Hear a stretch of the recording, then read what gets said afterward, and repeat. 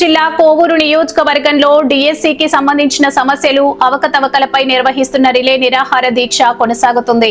మాజీ ఎమ్మెల్యే నల్లపురెడ్డి ప్రసన్న కుమార్ రెడ్డి ఆధ్వర్యంలో జరుగుతున్న ఈ దీక్ష కార్యక్రమంలో పలువురు నాయకులు, విద్యార్థి సంఘాల ప్రతినిధులు, డిఎస్సి అభ్యర్థులు పాల్గొని తమ గళాన్ని వినిపించారు. ఈ సందర్భంగా డిఎస్సి అభ్యర్థి ఒకరు మాట్లాడుతూ డిఎస్సి ప్రక్రియలో జరిగిన అంశాలపై సమగ్ర విచారణ చేపట్టి అర్హులైన అభ్యర్థులకు న్యాయం చేయాలని ప్రభుత్వాన్ని కోరారు.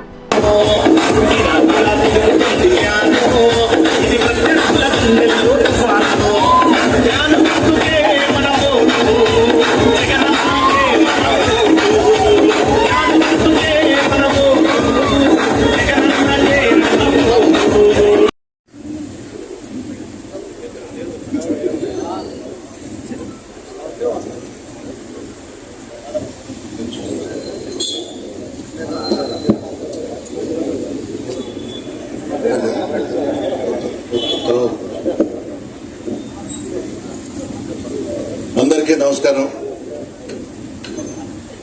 మాజీ ముఖ్యమంత్రి వైఎస్ఆర్ కాంగ్రెస్ పార్టీ అధ్యక్షులు శ్రీ వైఎస్ జగన్మోహన్ రెడ్డి గారు ఇచ్చిన పిలుపు మేరకు కోవూరు నియోజకవర్గంలో 3వ రోజు విడవలూరు మండలం, కొడవలూరు మండలానికి సంబంధించిన యువత, విద్యార్థి నాయకులు అందరూ కూడా ఈరోజు దీక్షలో పాల్గొంటున్నారు.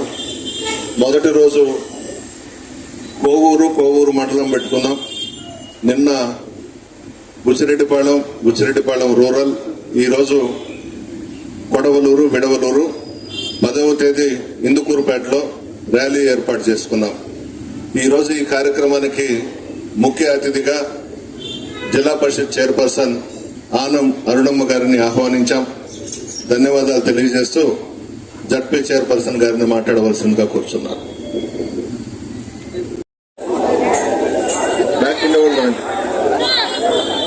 అయిపోయిందా?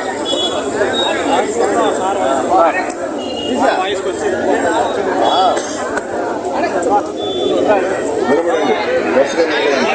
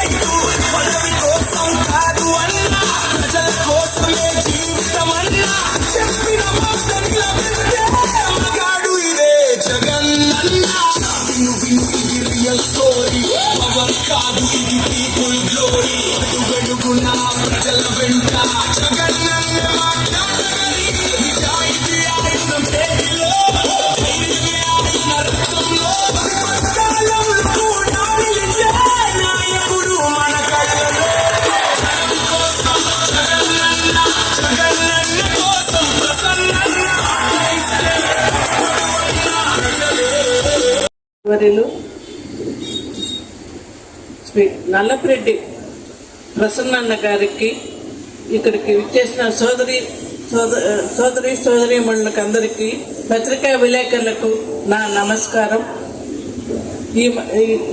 ఈ మధ్యకాలంలో డిఎస్సి కూటమి ప్రభుత్వం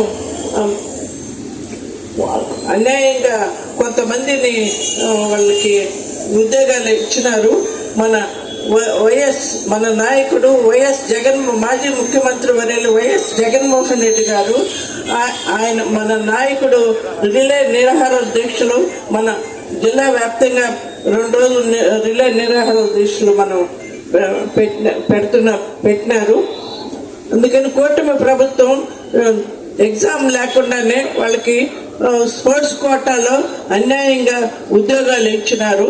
దాన్ని మనం మన నాయకుడి మేరకు మనం వాళ్ళకి ఉద్యోగస్తులకి అందరి డిఎస్సి విద్యార్థులకి అందరికీ మనం సంఘీభావం తెలుపుతున్నాము. వాళ్ళకి మన విద్యాశాఖ మంత్రి లోకేష్ గారు రాజీనామా చేయాలని కోరుకుంటున్నాం. మన వైఎస్ఆర్ కాంగ్రెస్ పార్టీ తరఫున మనము విద్యార్థులకి డిఎస్సి పరీక్షలు రాయకుండా వాళ్ళకందరికీ మనము సంఘీభావం తెలుపుతున్నాము. నమస్కారం సార్. చైర్పర్సన్ గారికి, అలాగే ప్రసన్న కుమార్ రెడ్డి గారికి, పరిశోధకులు అనిల్ బాబు గారికి నా హృదయపూర్వక ఇక్కడ వచ్చిన ఎలక్ట్రానిక్ మీడియా, ప్రింట్ మీడియా వారికి,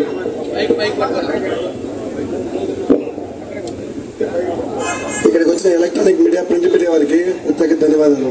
ఈ రోజు మన నిరాహార దీక్షలో యువతకి 3,000 రూపాయలు నిరుద్యోగ భృతి ఇస్తానని ఆ రోజు హామీ ఇచ్చిన విధంగా 2 సంవత్సరాలు పూర్తి అయిపోయిన చంద్రబాబు నాయుడు దాని గురించి ఏ విధమైనటువంటి నిర్ణయం తీసుకోలేదు. డిఎస్సి లీకేజ్ లో స్పోర్ట్స్ కోటాలో ప్యాకెట్ ఆటోలకు ఉద్యోగాలు ఇచ్చాయి. దాని మీద సిబిఐ ఎంక్వైరీ అడుగుతున్నారు. మీరు చేశారా లేదా?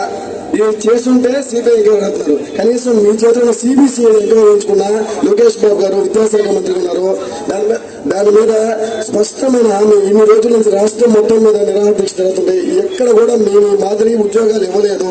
నేను దానికి స్వాగతిస్తున్నాను. సిబిసిఐ ఎంక్వైరీ ఉంచుకుంటానని విద్యాశాఖ మంత్రి గారు ఈ రోజు చెప్పలేదు. తర్వాత వచ్చి ఆ రోజు జగన్మోహన్ రెడ్డి గారు రాష్ట్రంలో వాలంటీర్లు ఇచ్చారు. వాళ్ళకి గౌరవ వేతనం కింద చదువుకున్న పిల్లలకి నెలకి 5,000 రూపాయలు ఇచ్చారు. తర్వాత మా ప్రభుత్వం వస్తే నెలకి 10,000 రూపాయలు ఇస్తాం, వాలంటీర్లు మేము తీసేయట్లేదని చెప్పారు. ఈ రోజు ఆ వాలంటీర్లని మరి ఉండిచ్చారా, తీసేశారా? చదువుకున్న విద్యార్థులు, యువత ఆలోచించాలి. ఈ రాష్ట్రంలో జగన్మోహన్ రెడ్డి గారు అధికారం చేపడితే విద్యార్థులకి, యువతకి బంగారు భవిష్యత్తును కల్పిస్తారని ఉమ్మడి ఆంధ్రప్రదేశ్ లో మొట్టమొదటిగా గుర్తించింది మన ప్రసన్న కుమార్ రెడ్డి గారు. ఆ రోజు తన ఎమ్మెల్యే పదవికి రాజీనామా చేసి ఈ రాష్ట్రం జగన్మోహన్ రెడ్డి ఆధ్వర్యంలో బాగుపడుతుందని పార్టీ దుష్ప్రచారమా అర్థం చేసుకోండి. ప్రజానీకమంతా, రాష్ట్రం అంతా అర్థం చేసుకుని మాకు జరిగినటువంటి అన్యాయం పట్ల, వైఎస్ఆర్ కాంగ్రెస్ పార్టీ పోరాడుతున్నటువంటి పోరాటం పట్ల, ఇక్కడికి వచ్చేసినటువంటి నాయకులందరి పట్ల మీ అందరికీ నేను సన్మినంగా తెలియజేసుకుంటూ మాకు న్యాయం చేయాలని చెప్పి మనస్ఫూర్తిగా కోరుకుంటూ ఉన్నాను. జై జగన్, జై హింద్. ప్రసన్న నాయకత్వం వర్ధిల్లాలి, ప్రసన్న నాయకత్వం వర్ధిల్లాలి. Thank you. రాష్ట్రం 294 నియోజకవర్గాల్లో జగన్మోహన్ రెడ్డి వస్తేనే మన రాష్ట్రం బాగుపడుతుందని మొట్టమొదటి గుర్తించిన వ్యక్తి మన నల్లపరెడ్డి ప్రసన్ననాయుడు గారు. ఈ రోజు నల్లపరెడ్డి ప్రసన్ననాయుడు ఆధ్వర్యంలో మనం చేసిన నిరాహార దీక్షకి యువత విపరీతమైన స్పందన కనిపిస్తుంది. ఈ అవకాశం ఇచ్చినటువంటి ప్రసన్ననాయుడు గారు